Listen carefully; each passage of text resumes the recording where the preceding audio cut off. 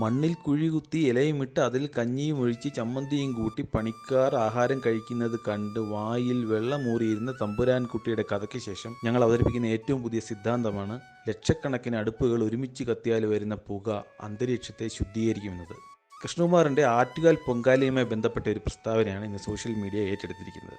RR ടോക്സിലേക്ക് എല്ലാവർക്കും സ്വാഗതം. തൻ്റെ പ്രസ്താവനകളിലൂടെ വിവാദങ്ങൾ ഉണ്ടാക്കുന്നതിലും ട്രോളുകൾ ഏറ്റുവാങ്ങുന്നതിലും വളരെ വിദഗ്ധനാണ് ശ്രീ കൃഷ്ണകുമാർ.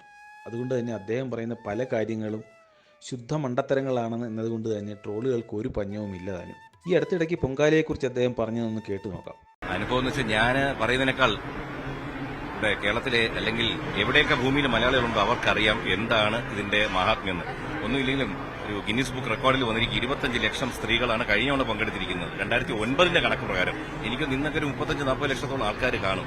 കാരണം ഇത് നമുക്ക് എടുത്തു നോക്കിക്കഴിഞ്ഞാൽ വളരെ പ്രകൃതിയുമായി ഇണങ്ങിച്ചേരുന്ന ഒരു കാര്യമാണ്. കാരണം പഞ്ചഭൂതങ്ങളുമായിട്ട്, കാരണം മണ്ണാണെങ്കിലും വായുവാണെങ്കിലും ജലമാണെങ്കിലും എല്ലാമായിട്ട് ചേർന്നാണല്ലോ പോകുന്നത്. അതുകൊണ്ട് ഇന്ന് കഴിയുമ്പോഴത്തേക്ക് തിരുവനന്തപുരത്തിന്റെ വായു മൊത്തം ഒന്ന് ക്ലിയർ ആക്കി തരുന്ന വളരെ ഐശ്വര്യം ഉണ്ടാക്കുന്ന ഒരു ദിവസമാണ്.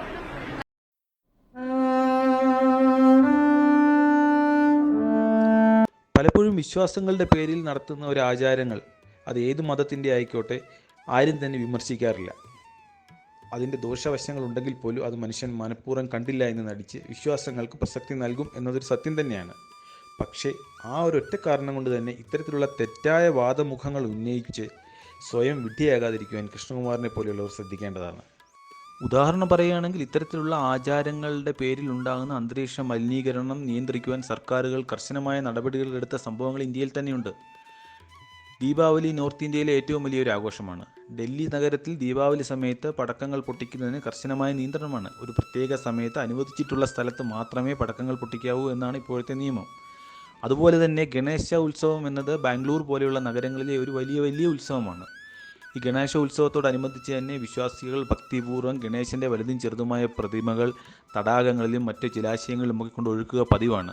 എന്നാൽ ഇപ്പോൾ ബാംഗ്ലൂർ നഗര അധികൃതരുടെ കർശനമായ നിർദ്ദേശം മൂലം ഡെസിഗ്നേറ്റഡ് ആയിട്ടുള്ള പ്രദേശങ്ങളിൽ മാത്രമേ ഇത്തരത്തിലുള്ള വിസർജനം നടത്തുവാൻ സാധിക്കുകയുള്ളൂ. ഇതൊക്കെ തന്നെ അന്തരീക്ഷ മലിനീകരണം അല്ലെങ്കിൽ മറ്റു രീതിയിലുള്ള മലിനീകരണങ്ങൾ നിയന്ത്രിക്കുന്നതിന് ഭക്തിയെയും വിശ്വാസത്തെയും സംരക്ഷിച്ചുകൊണ്ട് തന്നെ സർക്കാർ നടത്തുന്ന നടപടികളാണ്. അങ്ങനെ ഇരിക്കെ തന്നെ കൃഷ്ണകുമാറിനെ പോലെയുള്ള ചില നേതാക്കന്മാർ BJPയുടെ ഒരു പ്രമുഖനായ നേതാവാണെന്നാണല്ലോ വിശ്വാസം. നടത്തുന്ന ഇത്തരത്തിലുള്ള ബാലിശമായ പ്രസ്താവനകൾ അപഹാസ്യമാണ് എന്ന് പറയാതെ വയ്യ. ഇത്രയും അടുപ്പുകൾ ഒരേ സമയം വമിക്കുന്ന പുക അന്തരീക്ഷത്തിലേക്ക് വമിക്കുന്നത് കാർബൺ ഡൈ ഓക്സൈഡ് ആണെന്നും അത് അന്തരീക്ഷത്തെ മലീമസപ്പെടുത്തുമെന്നും മലിനീകരിക്കുമെന്നുമുള്ളത് ശാസ്ത്രീയമായ ഒരു തത്വമാണ്, സത്യമാണ്. എന്നിരിക്കെ ഇത്തരം ബാലിശമായ കാര്യങ്ങളൊക്കെ പറയുന്ന കൃഷ്ണകുമാറിനെ പോലെയുള്ളവരിൽ നിന്നും അഭിപ്രായം സ്വീകരിക്കാതെ സാധാരണക്കാരായ ഭക്തരിൽ നിന്നും ഭക്തിസാന്ദ്രമായ അവരുടെ പ്രശ്നങ്ങളോ മറ്റു കാര്യങ്ങളോ ഒക്കെ പറഞ്ഞ് റിപ്പോർട്ട് ചെയ്ത് കഴിഞ്ഞാൽ കേൾക്കാൻ തന്നെ ഒരു സുഖമുണ്ടായിരുന്നു. ഇനിയിപ്പോൾ നാളെ ഈ അമ്പലത്തിൽ നിന്നും പള്ളിയിൽ നിന്നുമൊക്കെ വരുന്ന വലിയ മൈക്കിൽ കൂടെ വരുന്ന വലിയ ശബ്ദം നമ്മുടെയൊക്കെ ഡയഫ്രങ്ങളെ ശുദ്ധീകരിക്കുമെന്ന് പറഞ്ഞാൽ പോലും അതിശയിക്കാനില്ല.